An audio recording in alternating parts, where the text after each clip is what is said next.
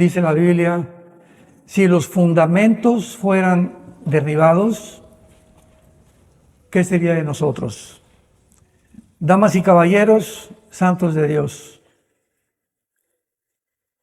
quiero abrirles mi corazón y les voy a hablar exactamente lo que dice la Biblia de los tiempos que estamos viviendo, y solamente puedo decirles algo: hemos llegado al final de la historia. Vivimos los últimos días de la historia humana. No hay duda alguna, no sabemos el día y la hora cuando venga Jesús por nosotros, pero nos encontramos en la última generación. Cuando Jesús dijo en Mateo 24, 32 en adelante, miren la higuera,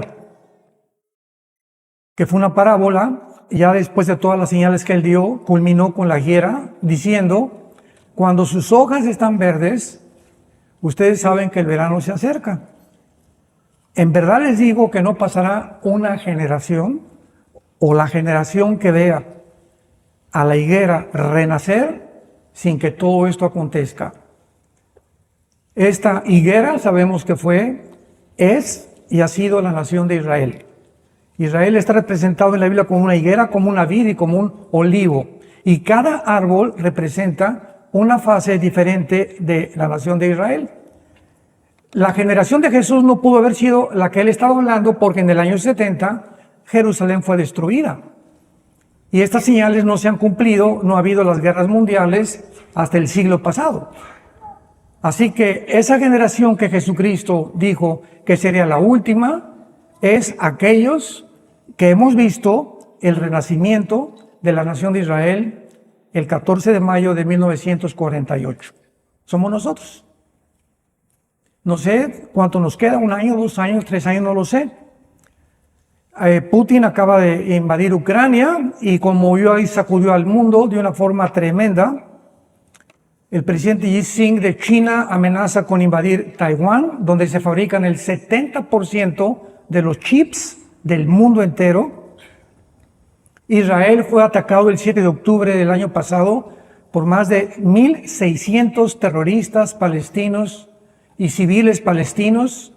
Mataron a más de 500 jóvenes, metieron al horno enfrente de ellos a los bebés de 6 meses de nacidos, les cortaron la cabeza enfrente de sus papás, a sus hijos, quemaron sus casas, a las mujeres embarazadas les abrieron el vientre, les sacaron el bebé. Todo esto lo comparto con el corazón en la mano. Fue una masacre sangrienta, demoníaca, satánica, que simplemente nos muestra a qué grado pueden llegar los poderes del mal a actuar. E Israel, después de 1948, ha experimentado 4 guerras. La del 48 la ganaron, la del 56 en el canal de Suez la ganaron, la del 65 en del 1 al 7 de junio del 65, la guerra de los 6 días la ganaron, la del 73 Yom Kippur la ganaron, y de ahí en adelante un terrorista llamado Yasser Arafat decidió como maestro a Husseini, que fue el nazi, porque era uno de los padres del Islam en 1930-35, que se unió al nazismo para, después de la Segunda Guerra Mundial, continuar buscando el exterminio de la nación de Israel. Y tenemos 1 o 2 semanas donde Irán manda aproximadamente 180 cohetes. Irán nunca en la vida había atacado directamente a Israel, jamás. Siempre a través de Hamas, Hezbollah, los Yutis, Al-Qaeda, ISIS, los talibanes. Irán es la nación número 1 en el mundo terrorista. Y hasta hace 2 o 3 días manda 180 misiles, ya no cohetes, misiles a Israel. En estos días se va a decidir una guerra nuclear. Estamos aquí en la Ribera Maya, pero nadie está consciente de lo que está pasando. Y Jesucristo lo dijo como en los días de Noé: comerán, beberán, se darán en casamiento. Y Noé: arrepiéntanse, el Señor viene, arrepiéntanse. Y de repente se cerró las puertas del arca, la cerró Dios, y de ahí en adelante venía la gente: ábrenos, ábrenos, ábrenos. Cuando comenzó a llover, era demasiado tarde. porque dice la Biblia, cuando oigas su voz, arrepiéntete.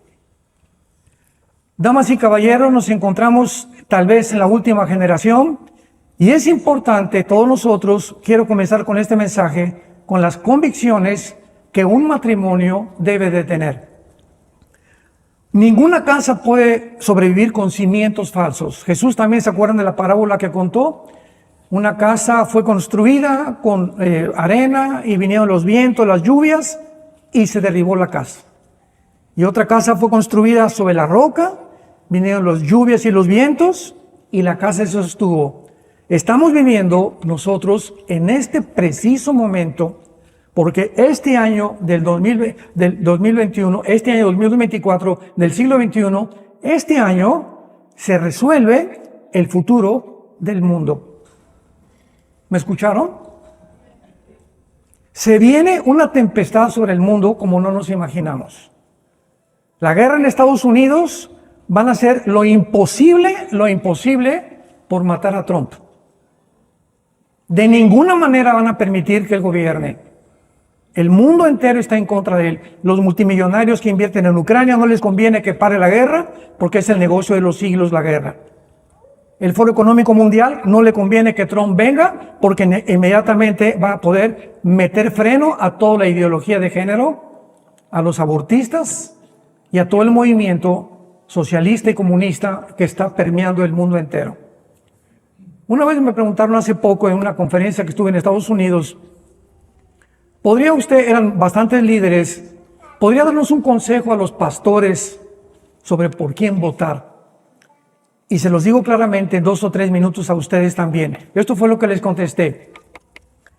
Muchos me decían, es que Trump está muy feo y tiene una cara muy orgullosa, parece Rottweiler, me dijeron.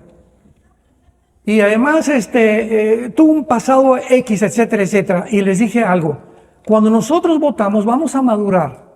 Cuando nosotros votamos, nunca votamos por la persona, votamos por la agenda que esa persona representa. Porque si quieres votar por alguien carismático, Barack Obama era una persona súper carismática. Y no había una persona que más daño le haya hecho a Estados Unidos que Barack Obama. El presidente actualmente, Joe Biden, es discípulo de Barack Obama. Y nunca un gobierno en Estados Unidos, jamás cuando dijo Obama, Estados Unidos es el primer presidente que lo dice, no es una nación cristiana. Entonces, vamos a votar por la agenda que traen. Entonces, Trump está a favor del matrimonio, está en contra de la ideología de género, está a favor de la familia, está a favor de sacar, dijo, este país no puede ser socialista, está en contra del globalismo, etcétera, etcétera. Está en contra de la Agenda 2030, que es la que está gobernando el mundo. Por el otro lado, los demócratas, ¿qué agenda tienen? ¿Verdad? Acaban de decir que a un niño cuando nazca, aún al mes de nacido lo pueden matar. Acaban de establecer claramente que los transgéneros, ¿verdad?, se van al cielo y que a los niños se les tiene que enseñar, como en el estado de California ahorita, que a los 12 años, escuchen, en California, a los 12 años, un niño pierde la patria potestad. Los padres pierden la patria potestad. El gobierno puede llegar a los 12 años, agarrar a ese niño a Panchito y se lo lleva el gobierno y los papás no pueden hacer nada. Lo mismo que en Canadá. Estamos en un mundo muy desarticulado. Ahora, bueno, me decían en Estados Unidos, pero es que Trump va a sacar a los migrantes. Bueno, ¿qué es lo que esperas, verdad? Esa es una publicidad que han hecho demasiado grande porque lo que él quiere es que la persona que entre a Estados Unidos entre legalmente. Pero los que están adentro va a sacar a aquellos que se consideran que han tenido 3 o 4 ofensas dentro del gobierno. Pero tienen un miedo tremendo, entonces como va a sacar a los migrantes, voy a votar por otro partido. Entonces, ¿cuáles son tus convicciones? ¿Cuáles son tus convicciones? ¿Votas porque te convenga o votas porque realmente amas a Dios y quieres tú que este libro que se llama la Biblia continúe siendo predicado en el mundo entero? Vivimos un mundo tan difícil, tan complicado y tan desarticulado. Ustedes no se imaginan, hermanos en Jesús, ustedes no se imaginan los correos que nos llegan, los pleitos que tengo que tener yo en debates, en entrevistas, de la gente que está desinformada completamente de lo que está pasando en el mundo. Y todo se debe a que este libro está siendo abandonado. La palabra de Dios es el sustento, es el alimento, es la guía, es el faro que nos puede continuar mostrando cuál es el camino verdadero de tantas cosas tan engañosas que están surgiendo en el mundo. Y si tú no tienes en tu matrimonio estas convicciones que voy a mencionar, tu matrimonio no va a durar. Porque repito, si tú no construyes tu matrimonio sobre la Biblia, no tienes garantías de sobrevivir. Y los problemas que ahorita están muchos de ustedes enfrentando como matrimonios, simplemente es porque no han venido a consultar la sabiduría de Dios. ¿Qué hago con mi hijo que es homosexual? ¿Qué hago? Tengo una hija que es lesbiana. ¿Qué hago con un hijo mío que está en las drogas? ¿Qué hago con mi esposo que no quiere venir a la iglesia el domingo? Son cantidad de preguntas que tenemos, que tienen respuesta. ¿No estamos solos? Dios nos creó y nos abandonó. Él quiere que tengamos una luz, pero tú tienes que tener la convicción número uno, y es la palabra. Apúntalo, por favor. La primera convicción es que tú tienes que tener que la Biblia es la palabra inspirada, inerrante, inefable y la autoridad final para tu vida. Cualquier decisión que tú vayas a tomar en la vida, no le preguntes a la doctora corazón, no le preguntes a un psiquiatra, no le preguntes a tu suegra si no es cristiana, no le preguntes a ningún médico, por más famoso que sea. Por el amor de Dios, ahora son los artistas de cine los que dan su opinión sobre por quién votar. Taylor Swift vota por Kamala Harris y ahí van la borregada porque es famosa Taylor Swift. Así está el mundo de loco. En México tenemos gobernantes que eran jugadores de fútbol. O sea, es un mundo completamente al revés. Tenemos un mundo completamente perverso y maligno que va a aumentar. Las cosas no van a mejorar, las cosas van a empeorar. Pero para nosotros no, porque por nosotros ya nos vamos. Adiós. Vean en 2 de Pedro capítulo 1, 2 de Pedro capítulo 1. Vamos a comenzar desde el principio, porque ahora los cristianos ya no usan la Biblia. Los domingos van a la iglesia sin la Biblia. No tienen una Biblia en el baño, una Biblia en su coche, una Biblia en la recámara, no la leen, no la estudian, no la meditan, no profundizan, no reflexionan, no ponderan en la Biblia. Y tú tienes que entender que la Biblia es la autoridad final de tu vida para que cualquier problema que tengas la consultes y tengas una respuesta. Y la respuesta que Dios te va a dar, nunca te vas a lamentar. Nunca te vas a arrepentir. Dice 2 de Pedro capítulo 1, versículo 20 y 21. Entendiendo primero esto, que ninguna profecía de la Escritura es de interpretación privada. Nunca la profecía fue traída por voluntad humana, sino que los santos hombres de Dios hablaron siendo inspirados por el Espíritu Santo. Este libro que tengo en mis manos contiene los registros más antiguos de física, de química, de paleontología, de genética, de matemáticas, de psicología, de arqueología, de antropología y de cualquier disciplina académica que tú me puedas mencionar. Yo recuerdo cuando comenzamos a ir a las universidades en México en los 80s, 90s, que antes de llegar, pero es que, ¿usted qué es lo que viene a la conferencia? La Biblia, ¿no? Aquí la educación es laica en México y en las universidades no permitimos libros religiosos. Vean la desinformación de maestros, directores de universidades, llamándole a la Biblia un libro religioso.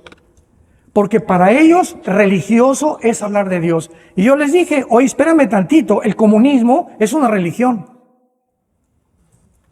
El socialismo es una religión.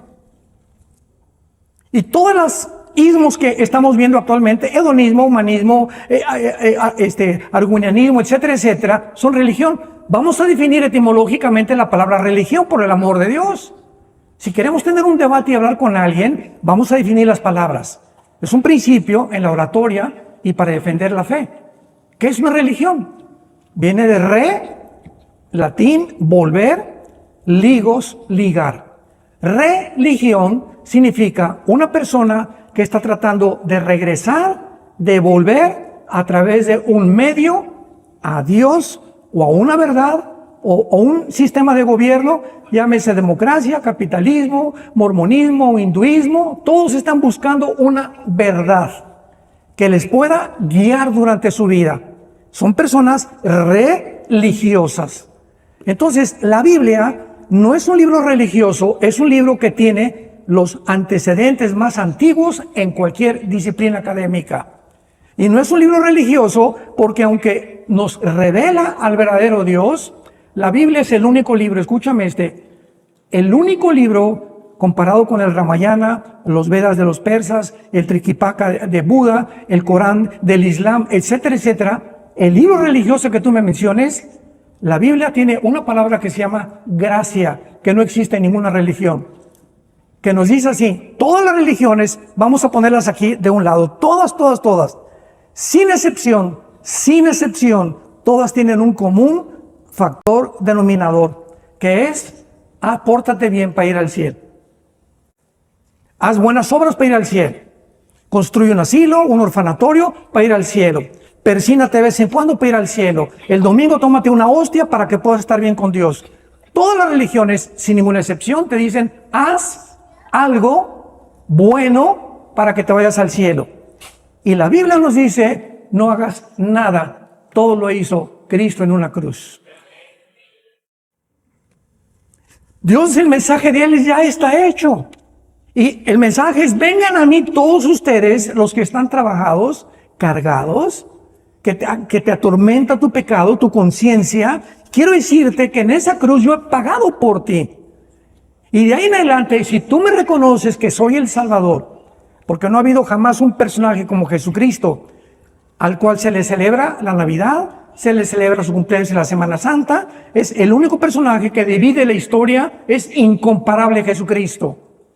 Y cuando tú haces eso con la persona de Jesús, Él entra a tu vida y Él te da el poder de cambiar.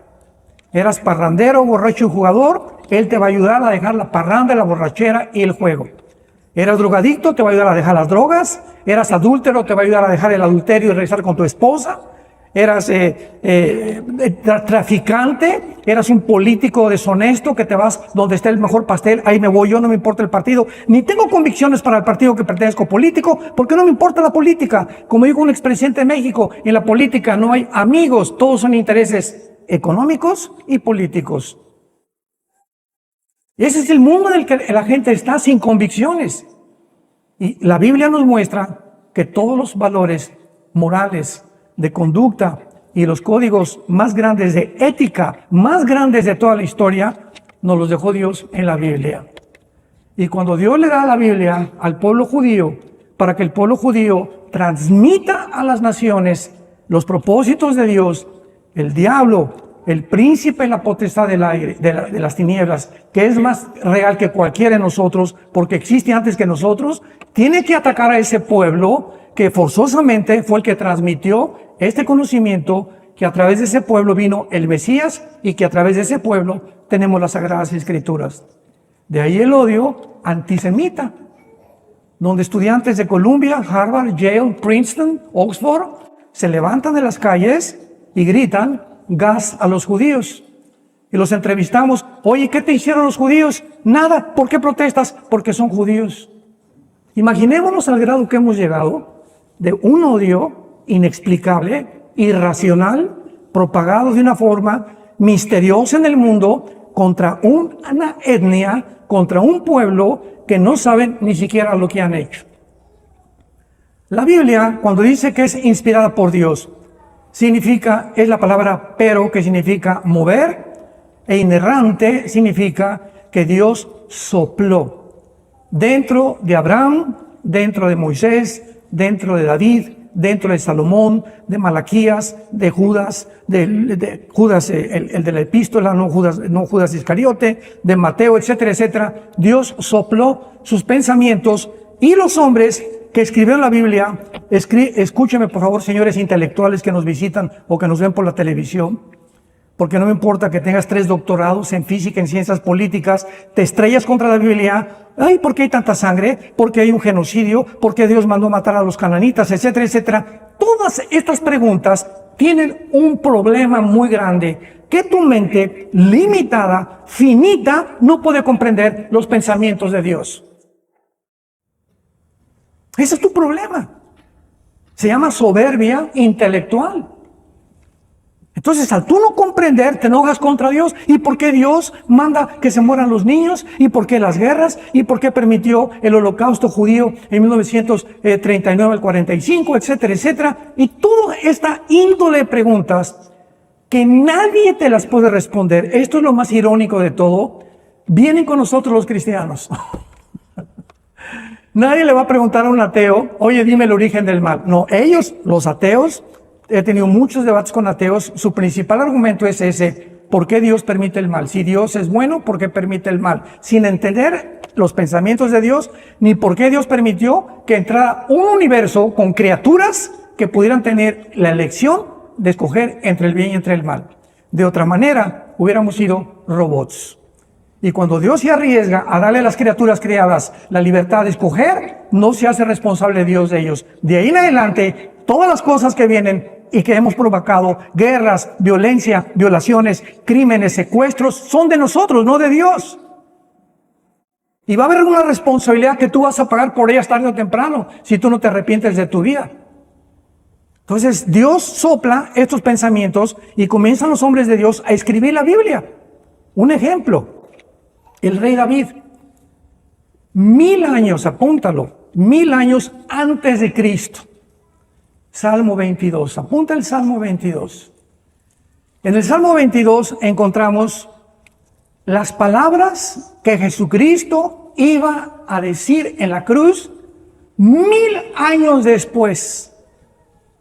Comienza así el Salmo 22. Dios mío, ¿por qué me has desamparado? Leí la sabactani. Comenzó Jesús en arameo a gritar: Padre, Padre, ¿por qué me has abandonado? Elí, lama sabactani. Más adelante el Salmo 22 dice: horadaron mis manos y mis pies. Sobre mi ropa echaron suertes. Mi corazón fue como la cera. Y comienza a describir David, sin saber él lo que él estaba escribiendo, la crucifixión, los dolores, los sentimientos, las emociones que Jesús desde la cruz iba a padecer 1000 años después. Isaías en el capítulo 53 describe todo el transcurso del misterio de Cristo, despreciado y desechado por los hombres, varón de dolores, experimentado en quebranto, escondimos el rostro de él, fue menospreciado y no lo estimamos, mas él llevó nuestros pecados y llevó nuestros dolores.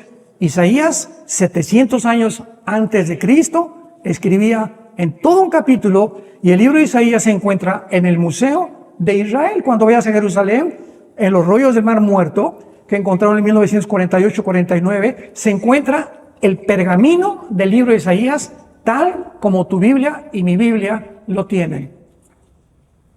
¿Qué rollos más grandes hay de la Ilíada, de la Odisea, que se consideran los escritos más antiguos, de cualquier otro libro o autor que tú me quieras mencionar? No existe en la historia de la literatura ningún rollo de literatura que pueda contener la antigüedad de los pergaminos de la Biblia y del Nuevo Testamento en hebreo, en arameo y en el griego. No existen. Y consúltalo, métete a Wikipedia, métete a Google, métete a inteligencia artificial. No existen libros más antiguos que la palabra de Dios. Ahora es importante que nosotros sepamos que la Biblia, en segundo lugar, 2 Timoteo capítulo 3, versículos 16 y 17, es el único libro que nos muestra cómo caminar con Dios. Dice así, 2 Timoteo 3, 16 y 17. Toda la escritura es inspirada, otra vez, soplada por Dios. Útil, 1, para enseñar. 2, para redarguir. 3, para corregir. 4, para instruir en justicia, a fin de que el hombre de Dios sea perfecto, preparado para toda buena obra. Vean ustedes claramente, la Biblia nos enseña el camino que debemos caminar. Dice la Biblia, hay caminos que parecen derechos, pero su fin es camino de muerte. Yo antes de ser cristiano era comunista. Me decepcioné de mi religión, la que nos inspiraron mis padres. Yo quería ser cura a los 13 años. Me decepcioné tanto de la religión, no de Jesús, porque nunca me presentaron a Jesús, que me hice ateo y me dediqué a estudiar la dialéctica materialista, Federico Engels, Marx, Stalin, Lenin, etcétera, etcétera. Mi sueño era irme a Cuba y entrenarme y acabar con la revolución armada y acabar con tanta pobreza, las injusticias sociales, la justicia social por aquí, por allá. Yo tenía un idealismo impresionante en mi vida, ¿verdad? Me buscaron por todos lados, me querían también matar antes de que tuviera 20, 21 años de edad. Y hasta que me encontré, mi hermano que está aquí, que es el director del Instituto Teológico, me comenzó a hablar de Jesús. Le dije a mi hermano, ¿sabes una cosa? Si tú mueres a Jesús, yo te mato, porque traía pistola desde los 15 años de edad aquí atrás en mi pantalón. Siempre anduve armado durante toda mi juventud. Le dije, tú me hablas de Jesús y yo te mato. Le dije a mi hermano y a los amigos que traía cristianos con él.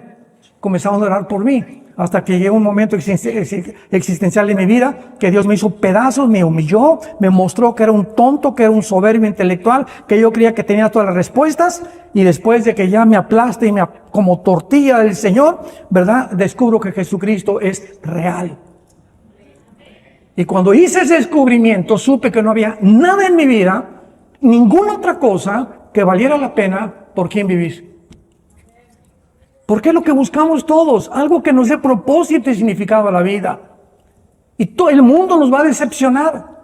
No hay un sistema de gobierno, no hay un filósofo, no es Platón, no es Sócrates, no es Jean-Paul Sartre, no es Richard Hawkins, no es Friedrich Nietzsche, no es Carlos Darwin, no es nadie que tú me puedas mencionar. Todos fueron hombres, como tú y como yo, débiles, vulnerables, limitados en su pensamiento. Vienes a Jesús y te dice, yo soy el camino. Ese camino que tú estás buscando por todos lados, nadie te va a llevar al final. He venido del cielo para decirte, yo soy el camino. Pero no solamente se quedó ahí Jesús, yo soy la verdad. Cuando yo oí eso, mi hermano me regaló el Evangelio de Juan 14:6. Me acordé que Buda, antes de morir, les dijo a los discípulos, busquen la verdad. Él nunca dijo que era la verdad. Y la verdad es algo por lo cual existe la filosofía. Todos somos de alguna manera filósofos. Los grandes filósofos de Atenas, Platón, Sócrates, Demóstenes. Una vez que fui a la Facultad de Filosofía de la UNAM, en los 90s, les hice esta pregunta a los estudiantes de Filosofía y Letras. ¿Ustedes creen? Les dije, ¿ustedes creen? Díganme, sean honestos, porque todos estaban desconfiados, ¿verdad? Y me chiflaban esto y lo otro. Le dije, ¿ustedes creen que los filósofos del siglo XX, vamos a ver, Darwin, Sam Harris, Bertrand Russell, Nietzsche, Friedrich Nietzsche, Jean-Paul Sartre, Oscar, el que fue uno de los que diseñaron el cohete para la luna, que murió un ateo, y todos estos hombres actualmente del siglo XX que se ensombrecieron, ¿son mejores que Platón, Demóstenes y Sócrates? Y se quedaron todos así. Les dije, levántense y díganme, cualquiera de estos hombres que les acabo de mencionar, que alguien haya sido más inteligente que los filósofos de Atenas. Nadie contestó. Se quedaron todos en silencio. Y le dije, entonces la filosofía no ha evolucionado. Estamos peor que nunca. Porque ahora estamos diciendo que esta es una niña y este es un niño, cuando genéticamente es niño y el otro es niña. Y cuando la ciencia llega al punto, ya la filosofía, ya dejémonos de eso, cuando la ciencia llega a decirte, es que hay que enseñarles a los niños de 6 o 7 años que pueden cambiar de sexo, y que 2 hombres se pueden casar y que 2 mujeres se pueden casar, y se les da el permiso constitucional y oficialmente de tener hijos, es cuando el mundo está podrido. Ya no se puede llegar a tanta perversión. Las Naciones Unidas, escúchenlo, las Naciones Unidas legislan la pedofilia en febrero del año que entra. Permiso para violar a los niños. Más perversión no puede haber. Dice la Biblia, la Escritura nos es inspirada por Dios para que podamos nosotros saber qué camino andar. Nos enseña. Número 2, nos redarguye. O sea, venimos en la Biblia caminando y de repente algo está en mi casa, algo está mal con mis hijos, algo está mal en mi trabajo, un negocio que no me deja dormir, etcétera, etcétera. ¿Qué está pasando en ese momento? Perdí la paz.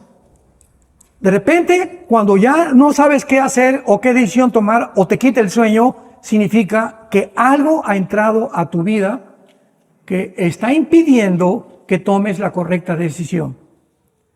Esta es la forma como el Espíritu Santo nos dirige cuando caminamos con Jesús. Nos promete que si nos salimos del corral, el pastor va a ir por nosotros y pao, por las buenas o por las, dice el Salmo 32, te haré entender el camino que debes andar. Qué promesa más maravillosa, nos redarguye, nos convence. Y la Biblia me dice, lo leo, estás mal, Armando. Hoy le gritaste a tu esposa de una forma que no debiste haberlo hecho. Pero es que ella, no, cállese y ínquese. Y vas a pedirle perdón a Dios, me dice el Espíritu Santo. A tu hijo, le hablaste, te hubieras sentado con él, te hubieras ido al cine con él, te hubieras ido a jugar boliche con él. Tienes 3 meses o 4 meses que no vas con tu hijo a ningún lado. A tu esposa ya no platicas con ella, ya se acostumbraron, viven juntos pero divorciados emocionalmente. Ya no hay nada entre ustedes. ¿Por qué? Porque no vienen a consultar qué quiere Dios para su matrimonio. Y se vuelve un matrimonio religioso. Como las personas religiosas que van el domingo y salgo de la iglesia, viva Villa. Y entramos a la iglesia y así nos enseñaron, aquí está Dios. ¿Cuál Dios? Dice la Biblia que Dios no habita en templos hechos por manos humanas.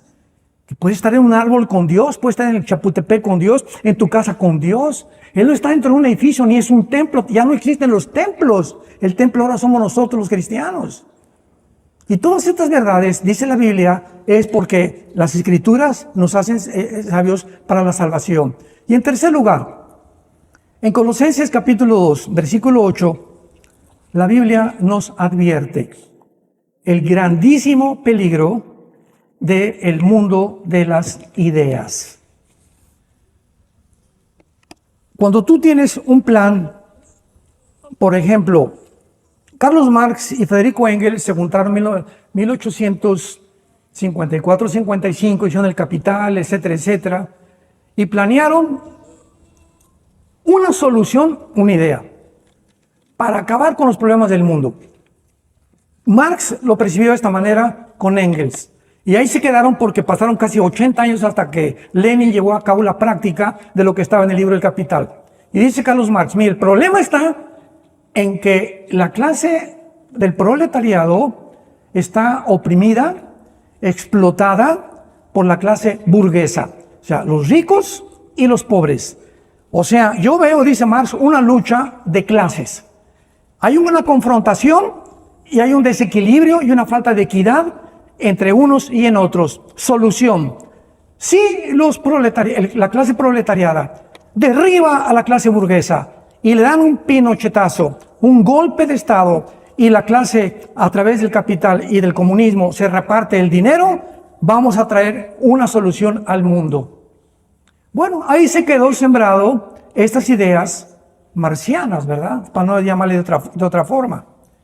1923-17 viene la revolución bolchevique con Nikolai Lenin, y Lenin pone en práctica precisamente la ideología, viene la palabra ideología, filosofías, todas son ideas de hombres de llevar a la práctica el comunismo. Y Lenin descubre algo.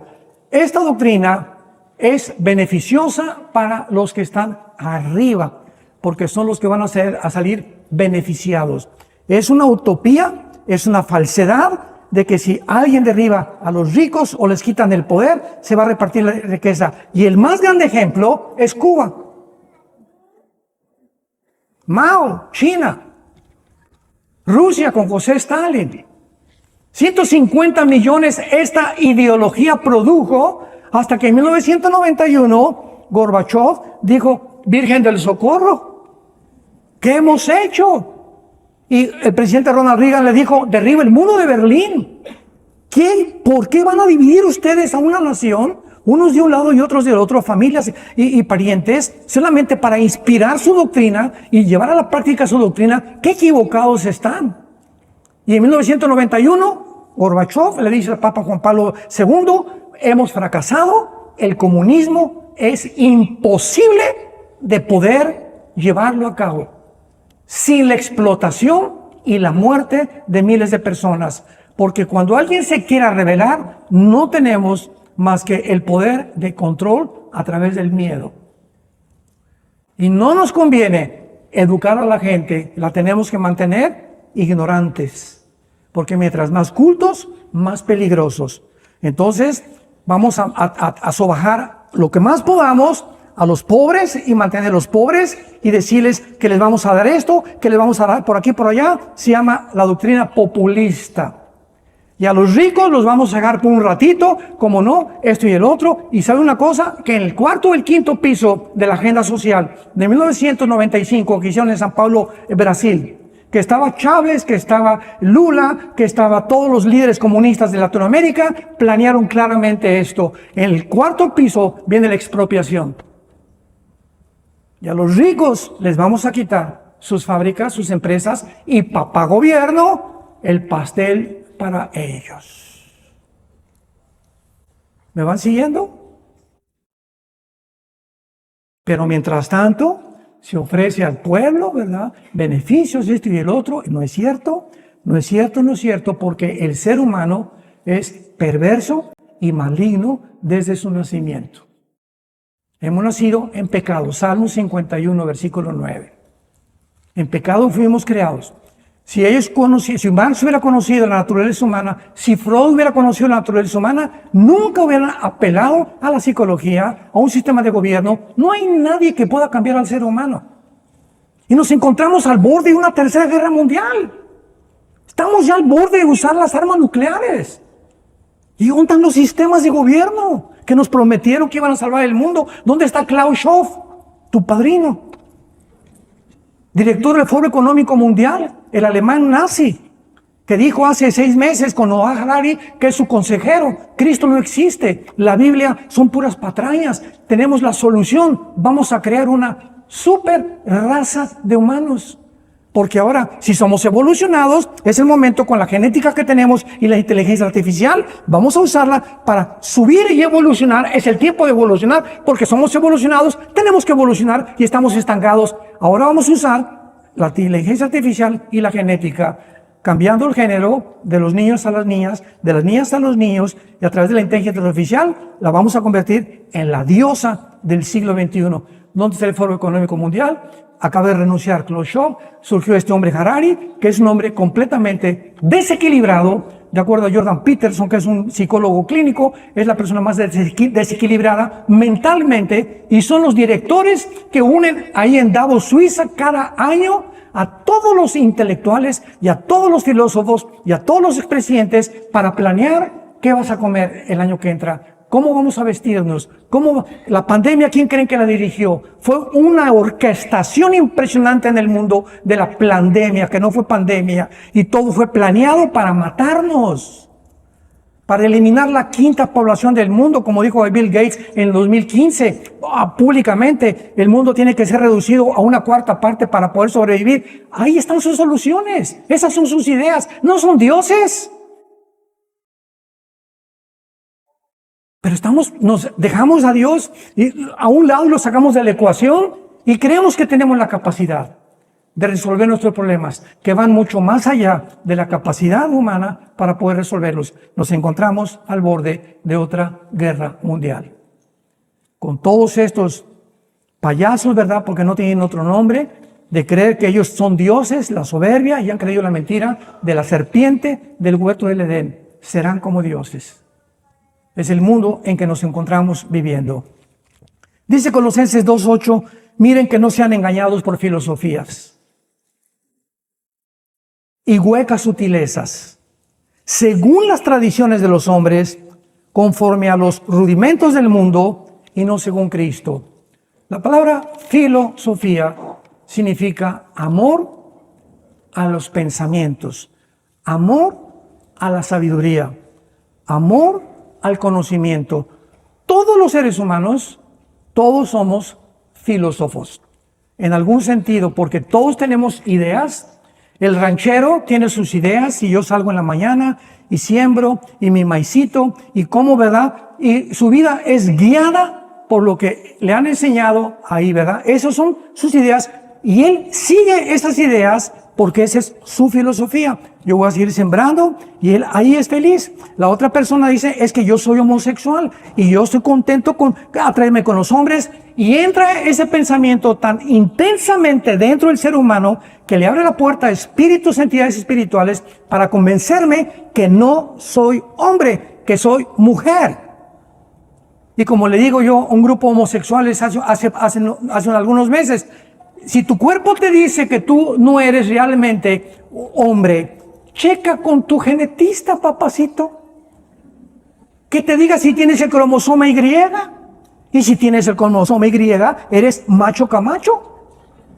Pero si eres macho camacho genética y biológicamente, y tú dices que no lo eres, tú tienes un problema mental. Es un problema mental, no es un problema físico.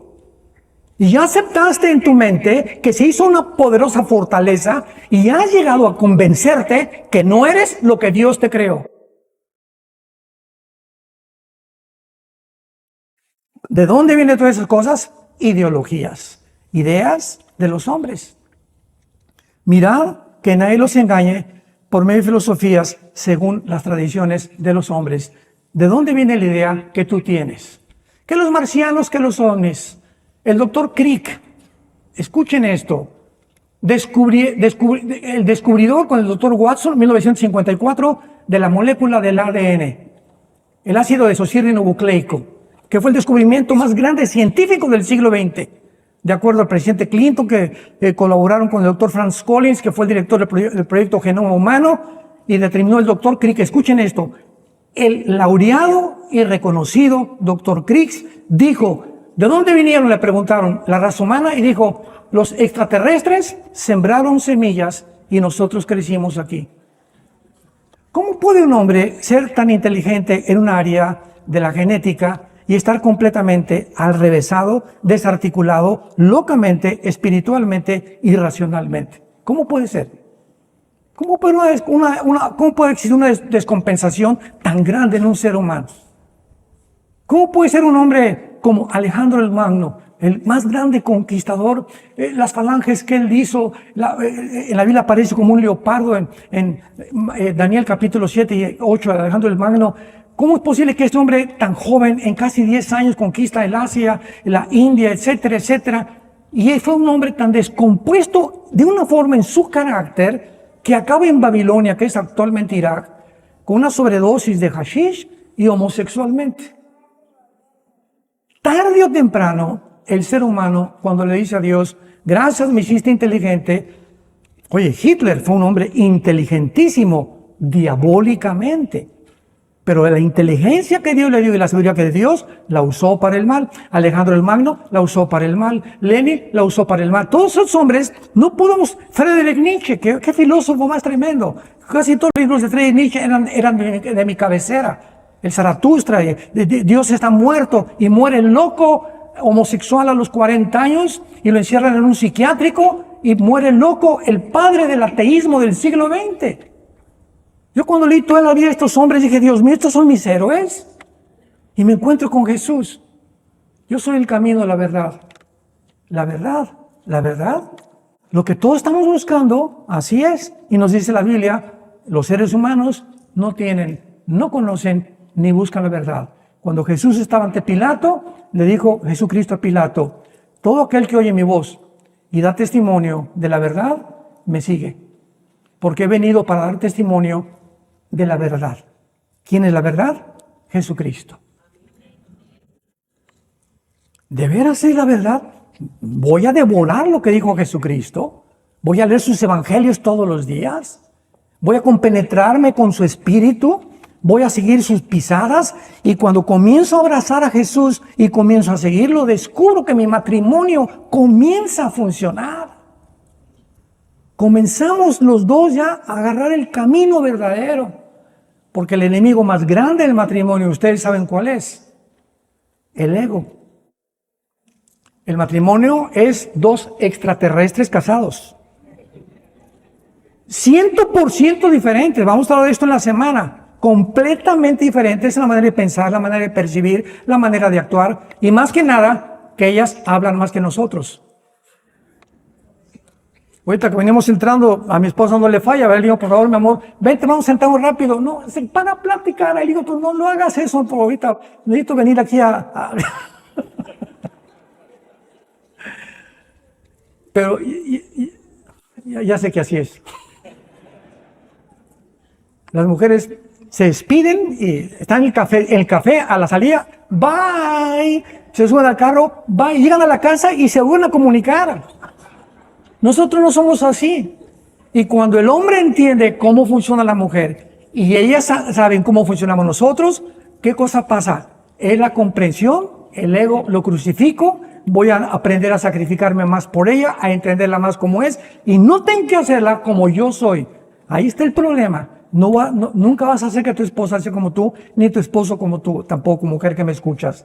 Tenemos que entendernos, y cuando nos entendemos cómo funcionamos, podemos mezclar y a encontrar un matrimonio bendito por Dios, porque ya no es ella, ya no soy yo, somos los dos tomando las decisiones, los dos caminando juntos, los dos siendo ejemplo a nuestros hijos, a nuestros nietos, a nuestros bisnietos, y Dios abre las puertas de los cielos y no te imaginas, no te la vas a acabar.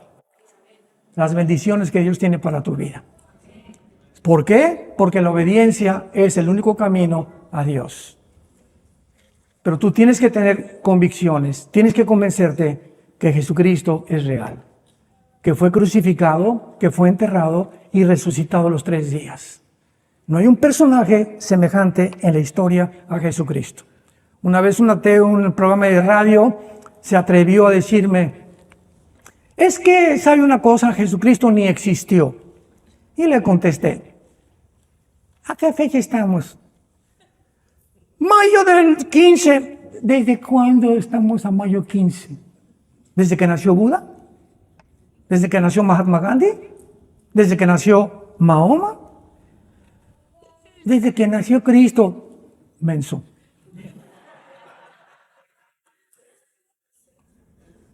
Fue tan impactante la vida de Cristo que divide la historia antes y después de Cristo. ¿Quién hizo semejante cosa? ¿De qué otro personaje se celebra y se cierra el mundo? Hasta los ateos celebran la Navidad. La Semana Santa hasta les da vacaciones a todos los empleados, ¿verdad? Burócratas. El mundo se paraliza en Navidad, el mundo se paraliza en Semana Santa. ¿De qué otro personaje en la historia?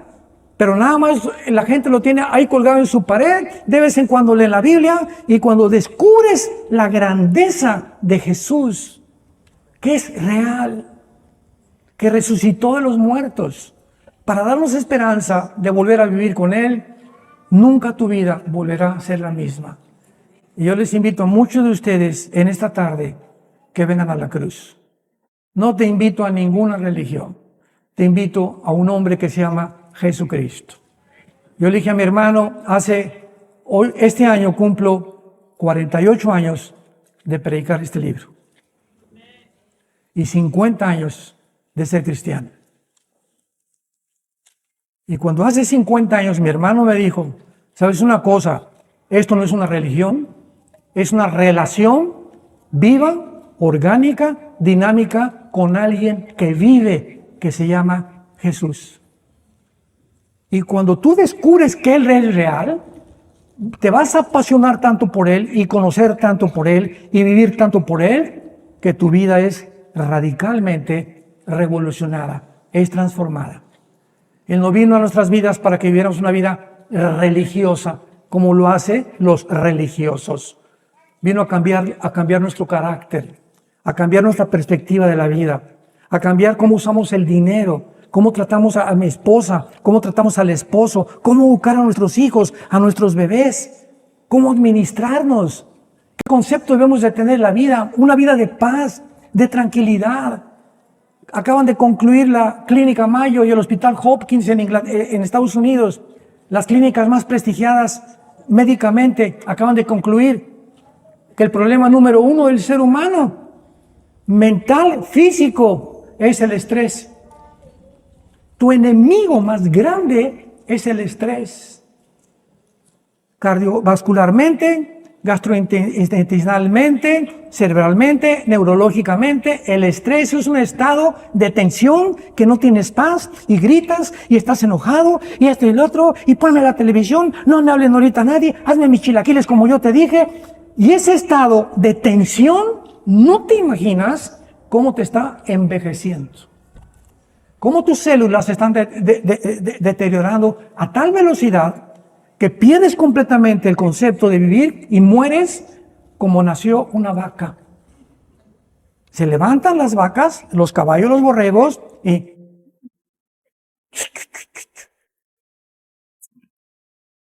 te levantas, desayunas, comes, cenas, duermes y pasan 20, 30 años de tu vida haciendo lo mismo. Y eso fue tu vida. Tus sueños se aplastaron, a lo mejor no alcanzaste la empresa que tú querías o ser el millonario que tú querías ser, pero tu vida pasó exactamente igual a la de los animales. Vean ustedes las características que Dios nos muestra al compararnos con los animales. Así dicen los Salmos, una persona que no puede descubrir en su vida y tener un camino que es Jesucristo es igual a los animales. ¿Viviste para trabajar? ¿Viviste para ser esclavo? ¿Viviste para tus ideas locas que nunca funcionaron ni nunca van a funcionar? Y el mundo llegado, a la Biblia llegó a una tercera guerra mundial. Volvámonos a Dios con todo nuestro corazón. Dios te ha hablado en esta tarde para que tú puedas reflexionar. Tu matrimonio necesita la Biblia. Necesitas una guía. Necesitas un GPS. Un piloto en el aire no puede saber el avión si va así, o si va así, o si va así, subiendo. Cuando buceas, yo recuerdo vivimos aquí mucho tiempo en Acapulco y bajábamos con Aqualón. En aquel tiempo era el Aqualón, ¿no? Todavía no había los equipos de buceo que hay ahorita. Y bajé como 40 metros con mi papá y a los 35 metros me acuerdo que no sabía yo dentro del mar si estaba yo subiendo a la superficie o me estaba yendo más al fondo. Hasta que nos enseñaron que teníamos que tener un reloj para ver exactamente dónde nos encontrábamos. Necesitábamos instrumentos. Un piloto necesita instrumentos. Ahora están los GPS que nos dicen a dónde ir. La vida necesita instrumentos y es la palabra de Dios. Tú no puedes caminar ya, no puedes seguir en la vida sin la Biblia. Porque es el mapa que Dios nos ha dejado para poder enseñarnos, redarguirnos, para que el hombre de Dios sea enteramente preparado para toda buena obra. Y el Dios y Padre de Jesucristo, el gran pastor de las ovejas, por la sangre del pacto eterno, nos haga aptos a todos para que podamos hacer siempre las cosas agradables que son delante de Él. Y que permanezcamos firmes en la esperanza a la que hemos sido llamados, porque es una sola vida la que tenemos. Y esta vida es para conocerlo a Él y a Jesucristo, nuestro Salvador, que dio su vida por ti y por mí, para que tú puedas entender por qué estás vivo en esta tarde. Como decía el pastor Jesse hace unos momentos, muchos de ustedes vinieron sobornados, o muchos de ustedes vinieron simplemente por agarrar a la esposa, o viceversa, pero sabes una cosa, Dios tenía una cita contigo. Por lo que hayas venido, Dios necesitaba hablarte a tu corazón. Y más vale que tú te arrepientas a tiempo antes de que sea demasiado tarde. Tú puedes hoy en la noche, un embolia, un ataque al corazón, un accidente mañana, un choque en el avión, no llegas a tu casa. Estamos en un hilo nuestra vida. Jesús dijo, cuando oigas mi voz, no te endurezcas. Hoy es el día aceptable, hoy es el día de la salvación. Mas Dios muestra su amor para con nosotros en que siendo aún pecadores, Cristo murió por nosotros. Porque de tal manera, amó Dios al mundo que nos ha dado a su Hijo unigénito. Para que cualquiera de ustedes que crea en Él no se pierda, mas tenga la vida eterna. Lo quisieras esta tarde, decirle a Jesús en tu vida, Señor, Sí te quiero conocer. Entra en mi corazón. Inclina tu cabeza. Bendito sea el Dios y Padre de nuestro Señor Jesucristo, que nos ha hecho renacer para una esperanza viva. La esperanza bienaventurada, la manifestación gloriosa de Jesús que viene pronto por nosotros. Te damos gracias, Jesús, Hijo del Dios Altísimo, el gran pastor de las ovejas, por la sangre del pacto sempiterno, que derramas tu vida en una cruz para que podamos nosotros vivir, no solamente en esta vida, sino también en la eternidad, junto con tu Padre, con tus santos ángeles y contigo, Jesús. Gracias por habernos traído a este lugar tan hermoso, lleno de paz, el cielo, el mar, la brisa, la comida, para que podamos tener un tiempo de reflexión. Este tiempo que tenemos es de reflexión, lejos de la ciudad, del mundanal ruido, de los negocios, de las preocupaciones, para que en esta tarde tú puedas considerar que de qué te sirve ganar el mundo si pierdes tu alma en la hora de tu muerte. ¿Qué tengo que hacer? Me preguntarás, para recibir a Jesús en mi vida. La Biblia dice, arrepiéntete de tus pecados. La palabra arrepentirse significa, cambia tu manera de pensar ya. No sigas en ese camino en el que te encuentras. Es un camino de muerte. El pecado siempre producirá tristeza, amargura, desequilibrio, desarticulará nuestra vida, nos llevará a hacer cosas que nos vamos a arrepentir a hacer porque nos hemos alejado de Él. No somos dioses, somos criaturas finitas, vulnerables, con pies de barro, profundamente necesitados de Dios. Dile, Jesús, creo que en la cruz pagaste por mis pecados, que abriste tus brazos, fuiste coronado de espinas, te pusieron clavos en las manos y en los pies, y desde la cruz exclamaste, Padre, perdónalos, porque no saben lo que hacen. Ahora ya sabemos lo que hacemos y por qué murió en la cruz. Y pídele que entre a tu corazón y dile, Señor, creo que a los 3 días la tumba no te pudo retener. Venciste la muerte. Eres el único personaje en la historia que nos puede describir y revelar qué hay después de la vida. No venimos de los animales, fuimos creados con un propósito eterno de conocerte. Te pido, Jesús, que entres a mi corazón como mi Señor y mi Salvador. Y te doy las gracias por tan grande salvación